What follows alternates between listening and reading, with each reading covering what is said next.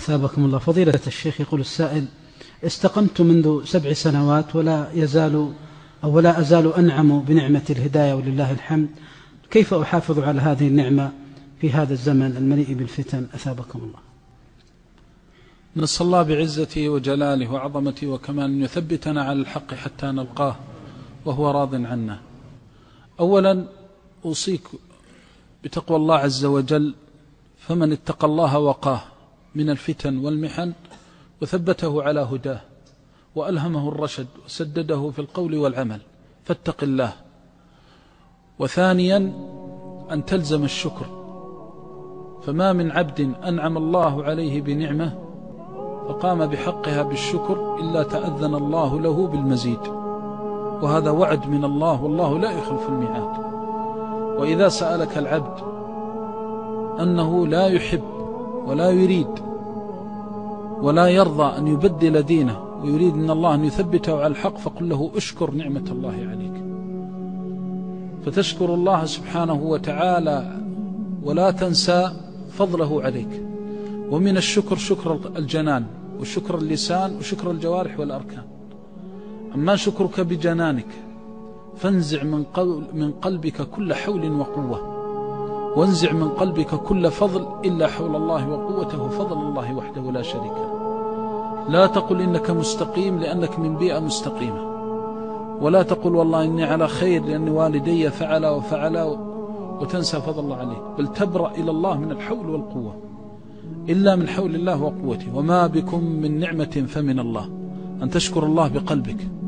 ولذلك قال الله عن أوليائه لما رأوا نعيم الجنة وسرورها: بلغنا الله وإياكم ووالدينا والمسلمين أجمعين، وقالوا الحمد لله الذي هدانا لهذا وما كنا لنهتدي لولا أن هدانا الله. فليكن في قرار قلبك هذه العقيدة، أنك لم تهتدي بذكائك ولا بخيريتك ولكن بفضل الله، بل الله يمن عليكم أن هداكم للإسلام.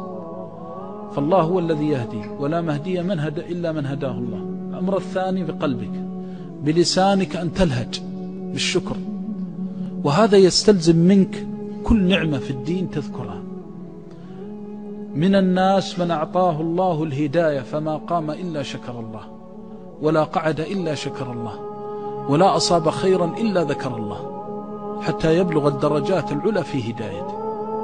من الناس من يصلي الصلاة ولا ينسى شكرها حتى يرجع إلى بيته، ويقول: من أنا حتى يخرجني الله في ظلمة الليل في هذه الظلمة إلى بيت من بيوته؟ من أنا حتى يرزقني الله هذا الخشوع فتأثرت بقراءة الإمام؟ من أنا حتى رزقني الله الصف الأول؟ من أنا حتى رزقني الله عز وجل الخضوع وحضور القلب للتلاوة والتسبيح والتحميد والذكر؟ هذه نعم، من ذكرها ذكره الله. ولذلك من كان مستقيما بحق وقلبه حاضر ونفسه مستجمة فإنه ثابت على الحق، يثبت الله الذين آمنوا بالقول الثابت، فتجده لا ينسى لله فضلا ولو كان ذرة. لا يزال العبد يذكر نعمة الله عز وجل عليه حتى يرتفع إلى الدرجات العلى من الجنة. الشكر، ولا شكر إلا بذكر، لأنك لما تذكر النعمة وتعرف فضل الله عليك تقول: من أنا الذي أخرجني الله في هذا الظلام إلى بيت من بيوته وغيري نائم؟ من أنا لولا فضل الله سبحانه وتعالى وغيري على السرير مريض؟ من أنا لولا ولولا ولولا؟ ولا تزال تذكر نعم حتى تحس أنك لا شيء، وهذه هي الحقيقة. فإذا ذكرت هذه النعمة امتلأ قلبك بتعظيم الله عز وجل، قلت: الحمد لله. من أنا الذي من الله علي أن يجلس في مجلس الذكر الذي تحفني الملائكة وتغشاني الرحمة ويكتب لي أجر الساعة والدقائق واللحظات هذه في ذكر الله عز وجل؟ من أنا حينما صرف غيري إلى الملهيات إلى المغريات؟ منهم من شغل في الدنيا، كم من أناس يتمنون أن يجلسوا مجلسك فتقول: يا رب لك الحمد على هذه النعمة.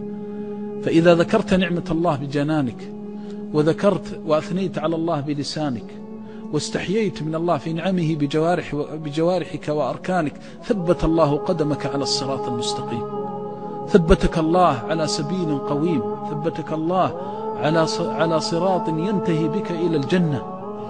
لا يزال العبد بهذا الشعور حتى يفوز ويفلح وينجح. ليس هناك بلاء ينتهي بالعبد إلى الشقاء والعناء مثل الغفلة، وأول الغفلة عن نعمة الله عز وجل، فنعوذ بالله من الغفلة. الأمر الثالث أنك إذا شكرت الله سبحانه وتعالى وعظمت نعمته تعاطيت كل الأسباب للثبات على الهداية وطاعة الله سبحانه وتعالى ومحبته ومرضاته. فالهداية أعلى درجاتها أن تطلب العلم، أعلى درجات الهداية أن تتعلم شرع الله وأن تعمل به وأن تدعو إليه غيرك حتى تكون هاديا مهديا. وهؤلاء هم أصحاب السعادة الذين استثناهم الله من الشقاوة وأخبر أنهم من أهل الحسنى وزيادة، جعلنا الله وإياكم منهم. فأقسم سبحانه بالدنيا كلها فقال والعصر، والعصر المراد به الدهر كله، ولن يلبث العصران يوم وليلة إذا طلبا أن يدركا ما تيمما.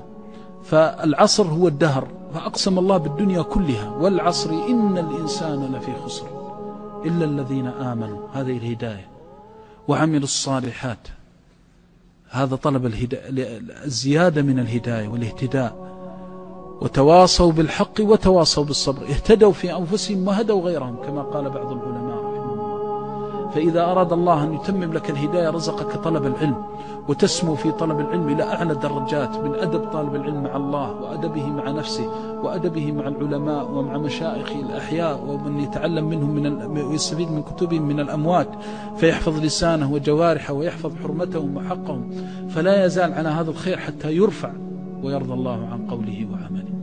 تسمو بطلبك للعلم في هدايتك، تبحث عن كل شيء يدلك على الله عز وجل. تريد كلمة تخشع قلبك، تريد كلمة تدمع عينك من خشية الله عز وجل، تريد كلمة تعلمك كيف تصلي كما كان النبي صلى الله عليه وسلم يصلي، أو كيف تصوم كما كان النبي صلى الله عليه وسلم. تريد كل شيء يدلك على الله سبحانه وتعالى ويهديك في طاعتك واستقامتك. فإذا بلغت هذا المبلغ أنك تحب العلم وتنتفع من العلم، فإن الله يثبتك بهذا العلم على طاعة الله، لكن بشرط أن تخلص في هذا العلم لله عز وجل. وثانيا ألا تضعف ولا تتوانى ولا تتكاسل في العلم، بل تكون مجدا مثابرا وتبلغ في أعلى الدرجات في محبة الله ومرضاة الله عز وجل. وأن تحرص على العمل بهذا العلم، وأن تلازم الخشية من الله سبحانه وتعالى والخوف من الله سبحانه وتعالى، لأن أصل العلم هو الخوف والخشية من الله سبحانه وتعالى. قال الإمام أحمد أصل العلم خشية الله، فكن من الذين يخشون الله عز وجل. أيضا من الأمور التي ينبغي عليك أن تتنبه عليها، وهي كثيرة لكن نختم بها ولا نطيل، أن الإنسان في هذا الزمان لا يبالي بالناس أقبلوا أم أدبروا، فإن الله سبحانه وتعالى إذا قذف في قلبك نور الحق فإنه يريد بك الخير. فافتح لكتاب الله وسنة النبي صلى الله عليه وسلم صدرك، واعمل بذلك بجوارحك، وإياك ثم إياك والهلكة. الهلكة أن تنظر يمينك وشمالك فتقول كيف أفعل، وهل أنا وحدي أفعل، والناس يفعلون والناس يتركون والناس يقولون. لا يزال لك من الله معين وظهير، خاصة في زمان الفتن والمحن، ما استمسكت بحبل الله واعتصمت بدين الله، فإنك إن ثبت نفسك ثبتك الله.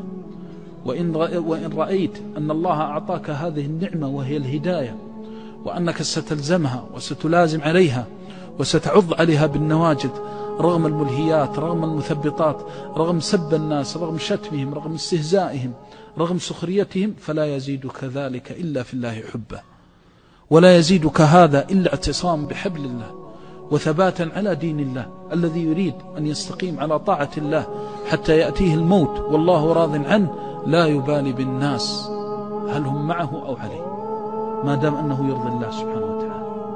لا تفكر، كما قال النبي صلى الله عليه وسلم لا يكن أحدكم إن معه، إن أحسن الناس أحسن وإن أساء أساء. من هذا النوع من الناس الذي إذا رأى الناس استقاموا استقام، وإذا رأى الناس عوجوا والعياذ بالله عوج. ولكن وطنوا أنفسكم، يوطن العبد نفسه بكتاب الله وسنة النبي صلى الله عليه وسلم. السؤال ما الذي يأمرني الله به فأفعل، وما الذي ينهاني الله عنه فأنتهي، شاء الناس أم أبوا، رضوا أم سخطوا. واعلم والله أنه ما سخر منك أحد إلا رفع الله درجتك، وأنه ما استهزأ بك أحد إلا أعلى الله مقامك، وأنه ما انتقصك أحد إلا رفع الله بنقصته قدرك. لا تحسب أن التجارة مع الله خاسرة، ولا تظن أنك إذا قلت ما يرضي الله أو عملت بما يرضي الله أنك تشقى. طه ما أنزلنا عليك القرآن لتشقى. ما أنزل الله كتابه ولا سنة نبيه عليه الصلاة والسلام ولا جعل هذه السنن والآثار ليشقى أهلها أبدا. والله لتسعدن وليسعدن الله بك الأمة ما اعتصمت بحبل الله. تستمسك بهذا الدين ولو جاءتك الفتنة، أيضا هذا من الوصية. فابتليت بشهوة في سمعك في بصرك في فرجك فتب إلى الله واقهر عدو الله، ولو عاد مليون مرة تعود إلى ربك، فلا تزال تفتح لك أبواب السماوات تائبا راغبا مستغفرا منيبا إلى ربك مسترحما، فلا ترى من ربك إلا خيرا. إذا وثقت بالله واعتصمت بدين الله وقلت هذه الهداية إلى الموت وسأستقيم على دين الله ولو كان على رقبتي، فإن الله يثبته. وقال الله إني معكم لئن أقمتم الصلاة، فلئن أقمت دين الله وقلت والله لا أستقيمن على طاعة الله ولا أبالي أقبلت الدنيا أم أدبرت. تاجر يخاف أنه إذا اهتدى تذهب تجارته، ورجل له مكانة في المجتمع يخاف أنه إذا استقام أو التزم بطاعة الله أن الناس تحتقره، هذا من الشيطان. فإذا كنت وأنت تاجر وأنت بعيد عن الله عز وجل والله يعطيك النعمة، فكيف إذا استقمت؟ وإذا كنت تقول لك في معزة الآن وأنت بعيد عن الله، فكيف إذا استقمت؟ فكن مع الله وثق بالله عز وجل، فإن الله شهد من فوق 7 سماوات ولا أصدق من الله قيل أنه نعم المولى ونعم النصير. لئن توليت الله بالهداية تولاك، ولا يزال العبد يهتدي وتدمع عينه إذا أساء وأخطأ، ويفرح قلبه برحمة الله إذا أناب واعتبر وادكر والتزم بصراط الله. فالمؤمن ما بين الخوف والرجاء، تستقيم إلى الموت وتجعل الموت أمام عينيك، وأن هذا الدين بحياتك، وأنك لا تضحي بهذا الدين مهما كان. فإذا كنت على هذا واستقمت على هذا ثبتك الله. والله يحب من عباده الذين لا يهنوا ولا يضعفوا ولا يستكينوا. نسأل الله بعزته وجلاله وعظمته وكماله أن يثبتنا على الحق حتى نلقاه. اللهم يا مقلب القلوب والأبصار ثبت قلوبنا على طاعتك. ربنا ظلمنا أنفسنا وإن لم تغفر لنا وترحمنا لنكونن من الخاسرين. اللهم اجعلنا من التوابين، اللهم اجعلنا من المنيبين. اقبل توبتنا وامحو حوبتنا واغفر زلتنا وارحمنا يا ربنا. اللهم إنا نشكو إليك غربتنا، اللهم ارحم ضعفنا في الغربة، اللهم ارحم ضعفنا في غربتنا، اللهم قوي ضعفنا واجبر كسرنا وسدد أقوالنا وأعمالنا بما يرضيك عنا. نعوذ بالله وبعظمة الله وبجلال الله وبأسماء الله الحسنى وصفاته العلى من زيغ القلوب ومن رانها. ربنا لا تزغ قلوبنا بعد إذ هديتنا وهب لنا من لدنك رحمة إنك أنت الوهاب. اللهم إنا نعوذ بك من الحور بعد الكور، ومن النقص بعد الزيادة، ومن الضلال بعد الهدى، ومن العمى بعد البصيرة. اللهم إنا نعوذ بك من الردى والهوى وأهل الردى والهوى. ثبت قلوبنا وسدد ألسنتنا واغفر ذنوبنا واستر عيوبنا وأمن روعاتنا وأجرنا من خزي الدنيا وعذاب الآخرة. واغفر اللهم لنا ولآبائنا وأمهاتنا ومشائخنا ومحبينا ومن أوصانا واستوصانا وحضر مجلسنا وغاب عنا وأحبنا فيك. اللهم فرج عن إخواننا في المستضعفين في كل مكان، اللهم اجعل لهم من كل هم فرجا ومن كل ضيق مخرجا ومن كل بلاء عافية. اللهم يا مغيث أغثنا وأغثهم، اللهم أغثنا وأغثهم، اللهم فرج عنا وعنهم، اللهم فرج عنا وعنهم. اللهم إن بالإسلام وأهله من الضيق والبلاء ما لا يشتكى إلا إليك ولا يعول في كشفه إلا عليك. سبحانك جبار السماوات والأرض، نسألك أن تنصر دينك وكتابك وسنة نبيك وعبادك الصالحين وأن تجعلنا منهم. اللهم أبرم لهذه الأمة أمر رشد يعز فيه أهل طاعتك ويذل فيه أهل معصيتك ويؤمر فيه بالمعروف وينهى فيه عن المنكر يا سميع الدعاء. سبحان ربك رب العزة عما يصفون، سلام على المرسلين والحمد لله. دوما لك الحمد يا رب والصلوات، دوما لك الحمد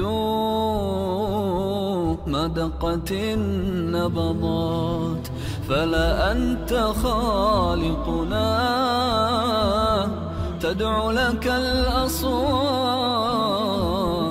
دوما لك الحمد في الجهر والغيبات.